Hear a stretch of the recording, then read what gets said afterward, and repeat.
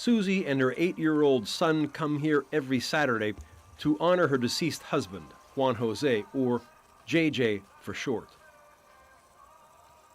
When they first met, JJ was a leader in a notorious Guatemalan gang, and he wore the markings that identified him as one of the most hated members of his own society.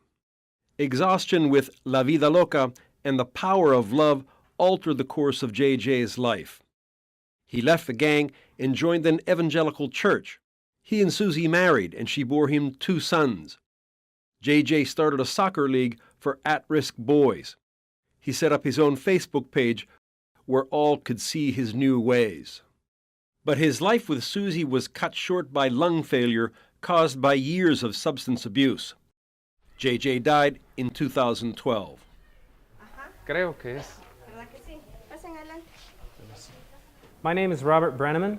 I'm a sociologist. I teach at St. Michael's College in Colchester, Vermont, and I conduct research on Central American gangs and religion, so gangs and churches. I'm here starting a second round or a follow-up research program to the research that led to my book on ex-gang members joining the church. The last part of the book is if you don't want to migrate to another country, and if you don't get killed, then you can leave the gang by way of joining an evangelical church. Joining an evangelical church may be the only option, aside from the morgue, open to gang members wanting to leave the gang and return to mainstream society. Brenneman calls the path that JJ took out of the gangs the evangelical exemption. In his book, Homies and Hermanos, Brenneman showed how evangelical churches provided a safe space where ex-gang members were encouraged to repent for prior acts that violated the trust of their community. He argued that the high regard for the evangelical lifestyle of strict moralism meant that many gang leaders made an exception to the no-exit rule generally enforced by the gang.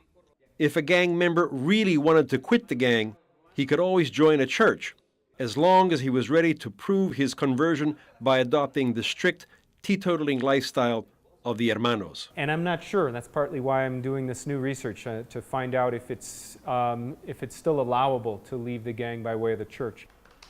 Brenneman's return to Guatemala is part of American University's project on religious responses to violence. Like an investigative reporter, he tracks down ex-gang members he interviewed years before. It's not an easy task. Buenos días, aquí le hablo Roberto Brenneman, el sociólogo que le hizo una entrevista hace 5 años. ¿Usted tendría contacto con el otro muchacho que yo le entrevisté en ese momento? Ah, sí. Buenas tardes. Disculpe, yo ando buscando el señor pastor de esta iglesia, Abad Padre. ¿Usted sabe algo de él? One person said the church is now in a neighborhood close by, a different neighborhood, but he didn't know exactly where. Hello? Cut off. Lost the line? Lost the line. I don't know if it was him or me. But I'm learning in the process.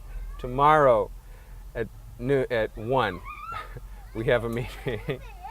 And this time I think he'll be here. Hi. Hi. ¿Qué tal?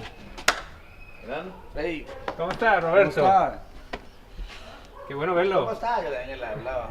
Verlo bien. Sí, gracias. Qué bueno, qué bueno. This former gang member confirms Brenneman's thesis about evangelical exemption. ¿Cuál es la clave? La clave fue el tener un encuentro personal con Jesús. Esa fue la clave para mi vida. Día desamparado, andaba en la calle, el centro de mi vida de Dios. Mi familia, tengo una niña de 9 años, mi esposa, un matrimonio ya de 11. Mi esposa me aguantó parte de la drogadicción. Sí. In addition to interviewing former gang members, Brenneman met with evangelical pastors to verify whether a consensus regarding the religious pathway out of the gangs still exists. Es una cosa curiosa porque yo hablo un poco en el libro y en mi investigación encontré que en muchas comunidades, muchos ranfleros tenían esa excepción, digamos, de que si uno se convertía a la iglesia, los dejaban en paz. After being shot twice by rival gang members, this man fled. He said the evangelical path now is closed. Me di cuenta que en muchas clicas los líderes daban permiso para salir únicamente si uno se metía en la iglesia de lleno. ¿Será así todavía? No. I'm getting different answers to the question of whether or not you can still get out of the gang by joining a church. So the reality is I'm closer to admitting that it goes clica by clica. It goes from cell to cell. It changes, and it depends on the local leader.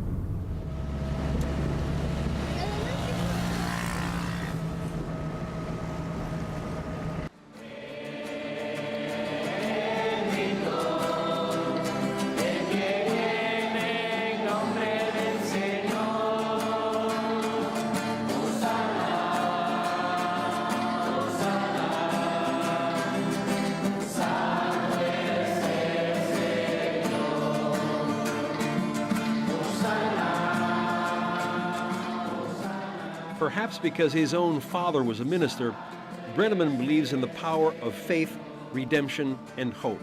In a society where gang youth are among the most hated members of their communities, Brenneman's research shows how churches are providing safe spaces where former gang members can find trust and support as they try to rebuild and redirect their lives.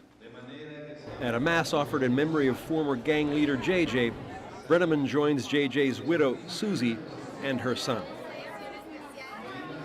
This is Bill Gentile reporting.